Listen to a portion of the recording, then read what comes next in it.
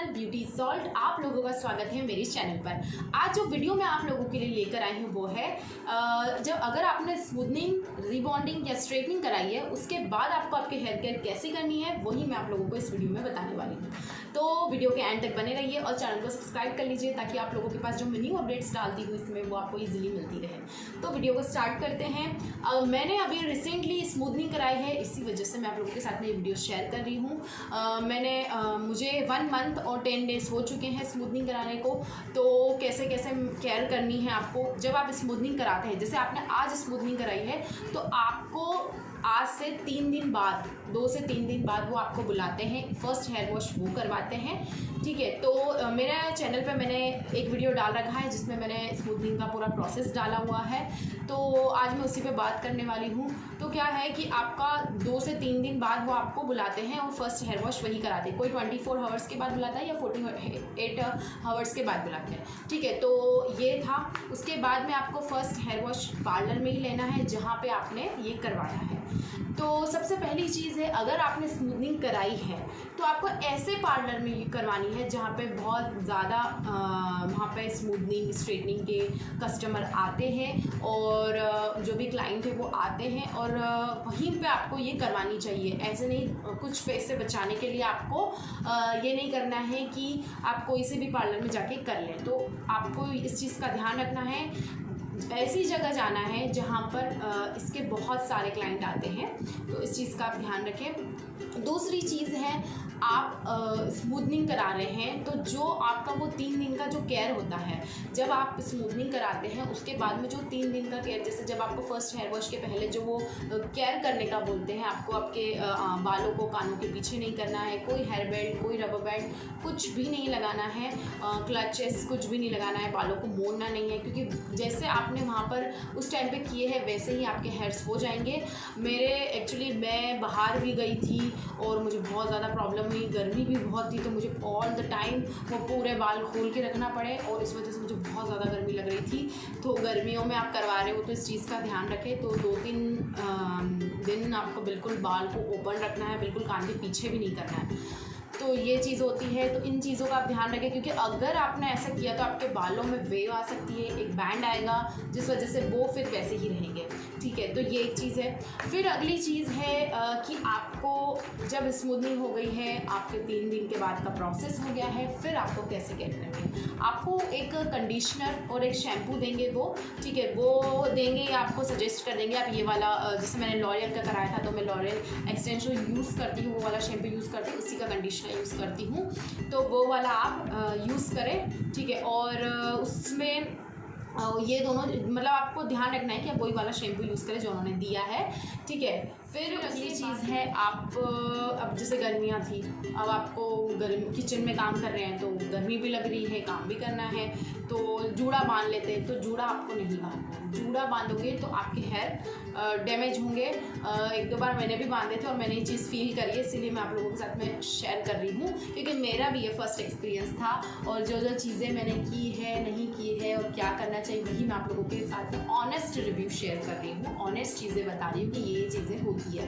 तो आपको जूड़ा अगर आप बनाते हैं तो उससे बाल भी टूटेंगे, बाल उससे टूटेंगे अगर जूड़ा बनाएंगे आप तो, और बैंड भी आएगा, वेव आएगा, जिससे आपके हेयर्स में वो थोड़ा सा अलग ही दिखेगा। स्मूथनिंग कराया है तो आपको इन चीज़ों का तो ध्यान रखना ही पड़ेगा।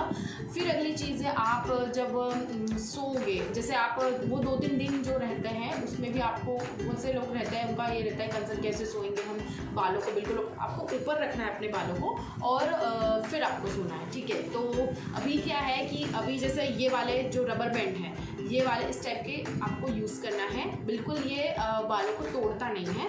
मैंने मतलब जैसे कि जो बारीक वाले रबड़ आते हैं वो अगर हम लगा लेते हैं तो जब भी आप उसे निकालोगे तो वो क्या है, उसके साथ ही में आपके जो 2-4 बाल भी लेकर जाएगा। तो आपको वो नहीं करना है, इस तरीके के रबर बैंड यूज़ करना है जो ईजिली निकल जाते हैं और एक भी बाल इससे टूटता नहीं है। तो इस चीज़ का आप ध्यान रखें। आपको जूड़ा नहीं बनाना है, कानों के पीछे जब आपको 2 से 3 दिन का केयर देते हैं उसमें भी आपको पीछे नहीं करना है, नॉर्मली भी आपको इतना नहीं करना है, क्योंकि उससे क्या है कि वे आएगी तो फिर उस वजह से वो थोड़ा सा बैंड लगेंगे, आपके बाल कर्ल लगेंगे।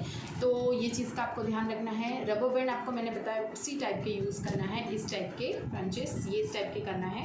बारीक वाले रबर यूज़ करोगे तो आपके 2-3 बाल वो लेके जाएगा। ठीक है, एक सबसे बड़ा कंसर्न ये है कि ये बाल जब आप स्मूथनिंग कराते हैं तो बाल टूटते हैं क्या, तो ये क्वेश्चन है। तो ये चीज़ है कि हाँ टूटते हैं, स्मूथनिंग करा लें आप, रीबॉन्डिंग करा लें, स्ट्रेटनिंग करा लें, टूटते हैं। आप जिस पार्लर में करा रहे हैं वहाँ पे एक चीज़ का अगर ये ध्यान रखा जाए कि आपके बालों पे कितना केमिकल, कितना हीट लगना चाहिए, उस चीज़ का अगर उन्हें सही नॉलेज है तो मे भी शायद थोड़ा वो कम हो, लेकिन ऐसा सबके साथ नहीं होता है। लेकिन थोड़ा बहुत तो हेयर फॉल आपका होगा ही, क्योंकि ये केमिकल प्रोसेस है और इससे आपके जो रूट्स रहते हैं वो थोड़ा सा वो खींचने में और वो केमिकल से थोड़ा सा वो हो जाता है, थोड़ा सा मतलब कमज़ोर हो जाता है, तो वो टूटते हैं वो वाले हेयर। इस चीज़ है कि बाल टूटेंगे, थोड़े बहुत हेयर फॉल होगा। और तो आपको क्या करना है कि अपने बालों में डैंड्रफ नहीं होने देना है। और एक चीज़ ये है कि आप ऑयलिंग करें। ऑयलिंग जैसे जो पार्लर में मना करते हैं, लेकिन आप 1 मंथ के बाद, 1 मंथ 1.5 मंथ के बाद में, जो अगर 2 मंथ्स जो भी रहता है वो आपको टाइम पीरियड बताते हैं। उसके बाद मैंने भी पूछा था पार्लर में ऑयलिंग कर सकती हूँ कि नहीं, क्योंकि बोले 1 मंथ के बाद आप कर सकते हैं। तो 1 मंथ के बाद कुछ पार्लर वाले मना ही करते हैं, तो आपको क्या करना है, पर 1 मंथ के बाद आप ऑयलिंग स्टार्ट करेंगे तो जो आपके रूट्स रहेंगे वो थोड़े से मतलब थोड़ा उसमें हेल्दी होंगे। ठीक है, क्योंकि वो बहुत कमज़ोर हो जाता है ये प्रोसेस से। तो आपको ऑयलिंग अच्छे से करेंगे। ऑयलिंग कैसे करना है आपको, ऑयलिंग करने के लिए आपको कोकोनट ऑयल, आलमंड ऑयल या जो भी आप ऑयल यूज़ करते हैं उन ऑयल्स को आपको हल्का सा गुनगुना करना है और कॉटन की मदद से आपको आपके स्कैल्प पे लगाना है। उससे क्या होगा कि वो बिल्कुल जो ऑयल है अपने स्कैल्प पे जाएगा और वो थोड़ा सा अगर आप उसको यूज़ करते जाओगे तो वो फिर थोड़ा सा हेल्दी हो जाएगा। तो इस चीज़ का आप ध्यान रखें। और भी आप हेयर पैक वगैरह यूज़ कर सकते हैं, मैं तो करती हूँ क्योंकि मेरे लिए हेयर इम्पॉर्टेंट है। स्मूथनिंग का मुझे है, लेकिन ये है कि मेरे हेयर्स मेरे हेड पे होने चाहिए, तो मैं ये चीज़ें करती हूँ। मुझे हेयर पैक भी मैं लगाती हूँ, जो नेचुरल घर के होते हैं वो वाले मैं लगाती हूँ। वो लोग जो पार्लर में होते हैं वो लोग भी बोलते हैं कि आप हेयर स्पा ले सकते हैं, अगर आपको लेना है तो आप ले सकते हैं, लेकिन मैं अपना ये यूज़ करती हूँ, अभी यूज़ किया है मैंने। और तो ये चीज़ का आप ध्यान रखें। और आपको आपकी स्मूथनिंग या स्ट्रेटनिंग को लंबे टाइम तक चलाना है तो आपको इन बातों का ध्यान रखना होगा। ये 2 साल तक, 1.5 साल तक चल जाती है। ठीक है, तो आपको इन चीज़ों का ध्यान रखना है। उनका कंडीशनर, शैम्पू यूज़ करना है। आपको 1 मंथ के बाद आप ऑयलिंग स्टार्ट कर सकते हैं और 1 या 2 घंटे के लिए आप लगाइए, या ओवरनाइट लगा सकते हैं, लेकिन स्टार्टिंग में आप थोड़ा सा कर सकते हैं, 1 या 2 घंटे के लिए लगा सकते हैं। फिर आपको अपने रबर बैंड्स वगैरह नहीं लगाने हैं। हेयर बेल्ट जो आते हैं वो उस टाइप के भी आपको नहीं लगाने हैं। थोड़ा बहुत हेयर स्टाइलिंग करने के लिए, जैसे मैंने अभी किया है क्लिप की, ये थोड़ा बहुत तो आपको लगेगा, वो आपको करना चाहते तो आप थोड़ा बहुत कर सकते हैं। और आपको मतलब आपके जो हेयर्स को अगर आपको स्ट्रेट रखना है तो आपको बन वगैरह नहीं बनाना है, जूड़ा नहीं बनाना है, तो उससे भी आपके थोड़ा सा हेयर में बैंड नहीं आएगा। तो इस तरीके से आपके हेयर स्ट्रेट रहेंगे। और एक और चीज़, आप अगर स्मूथनिंग कराई है, जो भी स्ट्रेटनिंग कराई है, आप अपने हेयर्स को बार बार टच करेंगे, आपके स्कैल्प को बार बार टच करेंगे, तो जो आपके हाथों की गंदगी है वो आपके स्कैल्प पे जाएगी और स्कैल्प भी ख़राब होगी। तो आपको बार बार टच नहीं करना है हाथों से। और एक और सबसे इम्पॉर्टेंट बात है कि आपको कौन सा कॉम यूज़ करना है। जो वो बड़े वाले ब्रिसल्स के जो आते हैं ना कॉम, वो आपको यूज़ करना है और अपना कॉम अलग रखें। और थोड़ा सा 2-3 घंटे में आप कॉम करते रहें, उसमें टैंगल्स ना बनने दे बालों में, क्योंकि उससे भी फिर बैंड आएगा और फिर वो थोड़ा सा लवेगी लगेगा। तो आपको इस चीज़ का ध्यान रखना है। अपना कॉम अलग रखें, कॉम जो बिग वाले ब्रिसल्स रहते हैं उसका यूज़ करने हैं आपको, और अपना अलग रखना है। ठीक है, तो इन चीज़ों का आप ध्यान रखिए। ये मेरा एक्सपीरियंस था, वो मैंने आप लोगों के साथ में शेयर किया है। तो बताइए वीडियो आपको कैसा लगा। अगर वीडियो अच्छी लगी हो तो प्लीज़ वीडियो को लाइक कीजिए, शेयर कीजिए, चैनल को सब्सक्राइब कीजिए।